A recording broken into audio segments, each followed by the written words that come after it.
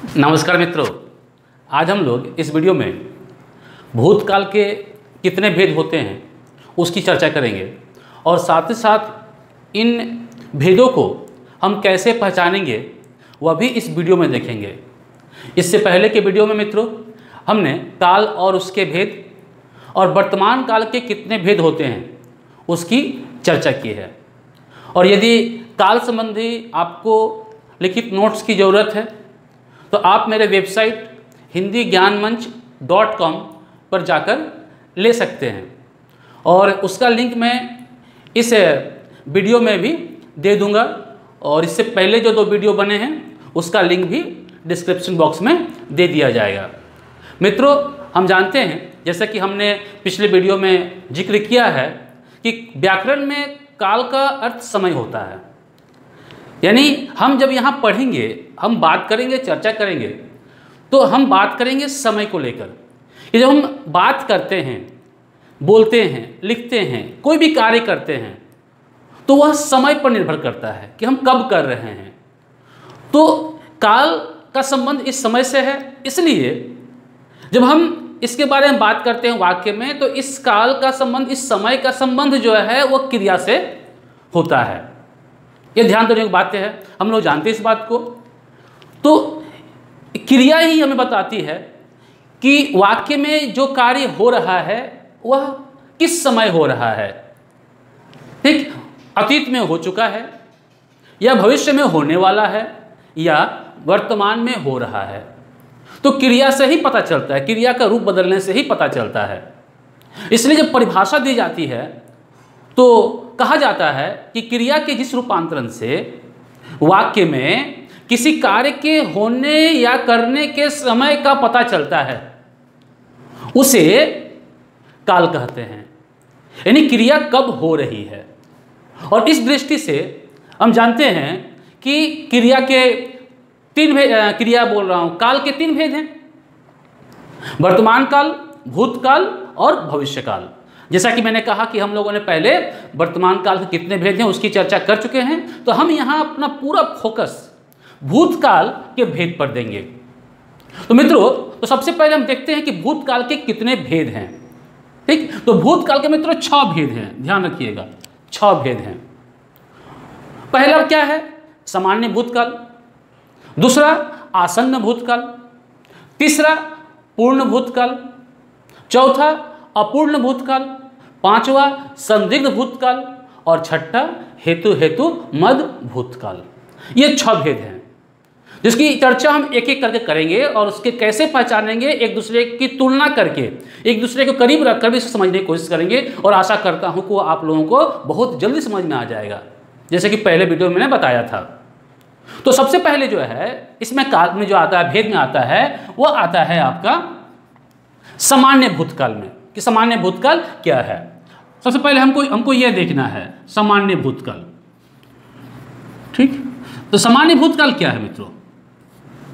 यानी क्रिया के जिस रूपांतरण से किसी कार्य के अतीत में सामान्य रूप से होने का पता चलता है। ठीक, तो उसे सामान्य भूतकाल कहते हैं। या यह भी कह सकते हैं कि जिसके कार्य के समय का निश्चित पता नहीं चलता है, निश्चितता का बोध नहीं होता है, वो चला आता है सामान्य भूतकाल में। इसका उदाहरण क्या है? इसका उदाहरण है कि वह आया। हम लोग इसी उदाहरण को, जो यहाँ मैं उदाहरण लिखूंगा, उसी उदाहरण को ध्यान में रखते हुए हम बाकी भेदों के भी उदाहरण देंगे और समझने की कोशिश करेंगे क्या अंतर है बाकी भेदों में। वह आया, पहला वाक्य। दूसरा वाक्य देखेंगे कि मोहन गया,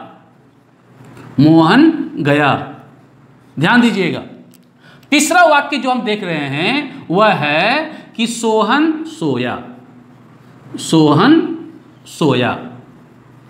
ये 3 वाक्य, ज्यादा वाक्य नहीं, और इन वाक्यों के आधार पर आप बाकी वाक्य भी समझ सकते हैं, बाकी वाक्य भी बना सकते हैं। ये 3 वाक्य है। इसमें हम क्या देख रहे हैं कि कोई भी कार्य सामान्य तरीके से अतीत में हो रहा है।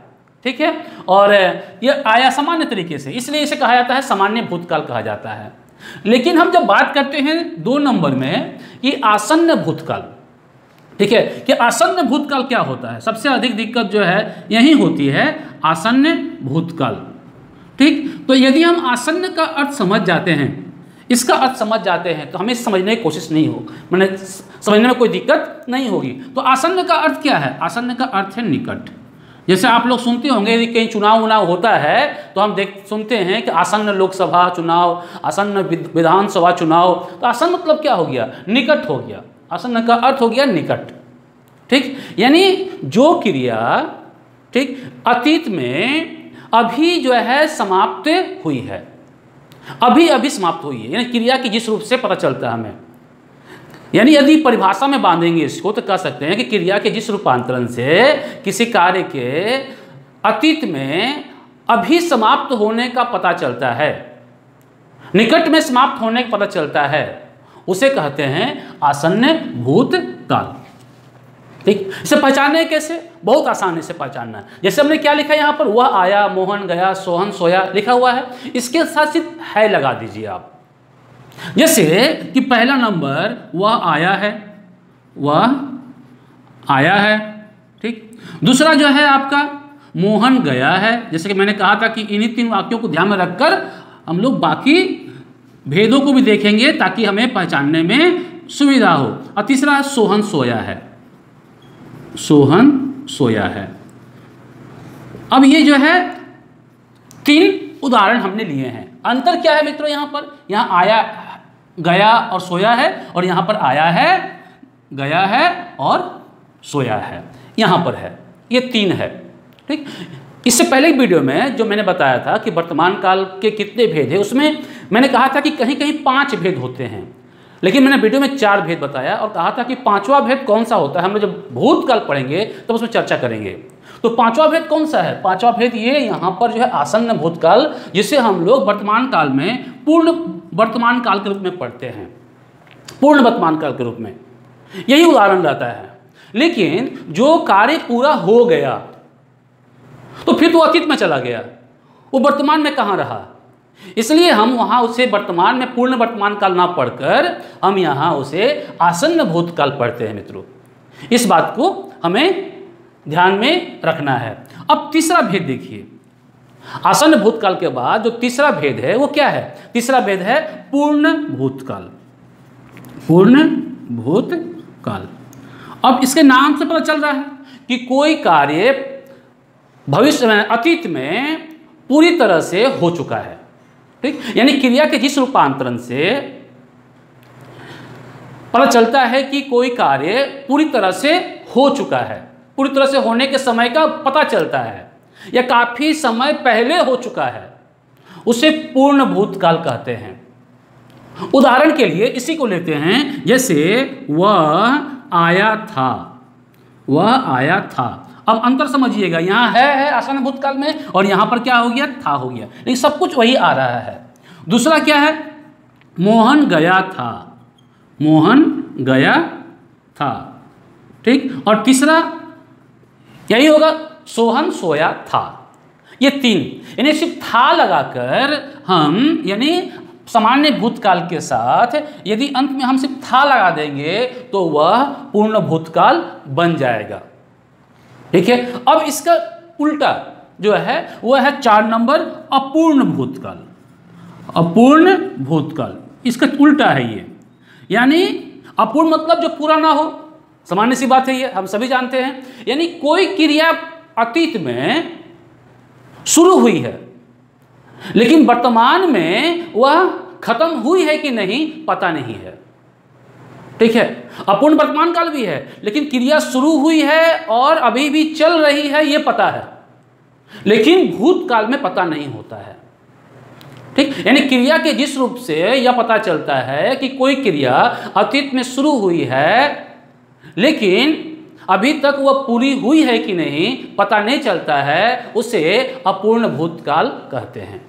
जैसे उदाहरण के लिए कि हम इसी को लेते हैं, वह आया है तो यह हो जाएगा यहाँ पर वह आ रहा था, वह आ रहा था। ध्यान दीजिएगा, अब आ रहा था, वर्तमान काल में क्या है? वह आ रहा है और यहाँ पर था हो गया। अंतर को समझिएगा, हम दोनों के अंतर को भी समझने की यहाँ कोशिश कर रहे हैं। दूसरा है, क्या है, मोहन गया, तो मोहन जा रहा था, मोहन जा रहा था। ये दो वाक्यों को लेते हैं और इन दो वाक्यों को लेते हैं। तीसरा जो सोहन सोया, तो सोहन सो रहा था। तो इसके माध्यम से रहा था, अब अगर लिंग बदलेगा, वचन बदलेगा तो बदलेगा ही वो। जैसे सीता सो रही थी, ठीक है, हो जाएगा लड़के सो रहे थे, तो था थे थी ये रहेगा पहचानने के लिए अपूर्ण भूतकाल को, ठीक है। ये तब हो गया 4 हो गया। आशा करता हूँ समझ में आया होगा, क्योंकि इसके बाद जो आएगा वो थोड़ा से अलग होगा। अलग किस अर्थ में होगा कि 5वां जो है संदिग्ध भूतकाल है, संदिग्ध भूतकाल है 5वां। संदिग्ध का अर्थ क्या होता है, ये संदिग्ध वर्तमान काल भी था, उसको हम लोग देख लेंगे दोनों में क्या अंतर है, संदिग्ध भूतकाल और संदिग्ध वर्तमान काल, ठीक है।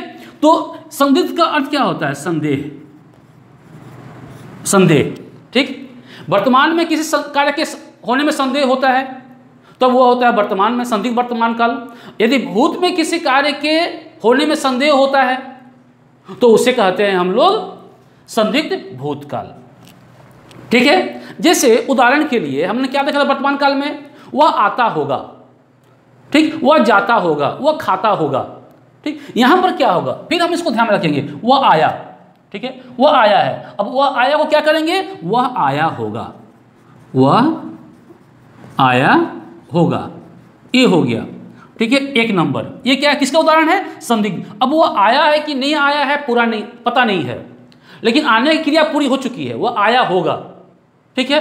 वह आ रहा होगा, वह अलग है, ठीक है। अब लेकिन वह आया होगा। अब देखो 2 नंबर क्या है, 2 नंबर हम इसी में देख लेते हैं, मोहन गया होगा, मोहन गया होगा। यानी सामान्य भूतकाल के साथ ही हम लोग होगा, होगी, होंगे लगाकर इसे हम संदिग्ध भूतकाल बना सकते हैं। और यही संदिग्ध वर्तमान काल होता तो वह आता होगा, मोहन जाता होगा, ऐसे लिखा होता, ठीक। और सबसे अंतिम जो 5वां है, 6ठा है अंतिम में, वह हेतु मद भूतकाल, हेतु मद भूतकाल नाम है इसका। हेतु का अर्थ क्या होता है, हेतु का अर्थ कारण भी होता है और के लिए भी होता है, तो यहाँ कारण के रूप में, ठीक। यहाँ पर क्या है कि इसे हम लोग कंडीशनल सेंटेंस भी कहते हैं, शर्तवाचक वाक्य भी कहते हैं। यानी इसमें एक क्रिया दूसरी क्रिया पर निर्भर होती है। यानी अतीत में कोई क्रिया नहीं हुई जिस कारण से दूसरी क्रिया नहीं हुई है, ठीक। और मैंने ये भी कहा था जब वर्तमान काल पढ़ा रहा था कि जैसे मतलब वह आता, वह जाता, वह पहचानने के लिए है, वह आता है, वह जाता है, तो ता है ये वर्तमान काल को पहचानने के लिए है। लेकिन मैंने ये भी कहा था कि कहीं एक जगह और भी है जहाँ पर ता का प्रयोग होता है, वह है हेतु मद भूतकाल में। जैसे उदाहरण के लिए है 1 नंबर कि वह आता तो मैं जाता, ठीक। यानी ये जाने की क्रिया जो है नहीं हुई है, ध्यान रखिएगा। और ये जाने की क्रिया क्यों नहीं हुई, क्योंकि वह नहीं आया है। ये कंडीशनल सेंटेंस है। यानी अगर इसका हम लोग देखेंगे परिभाषा के रूप में कि क्रिया के जिस रूप से हमें ये पता चलता है कि कोई क्रिया अतीत में किसी कार्य के न होने के कारण नहीं हुई है, नहीं हुआ है, ठीक। कोई कार्य किसी दूसरे कार्य के कारण नहीं हुआ है, वह चला आता है हेतु मद भूतकाल में।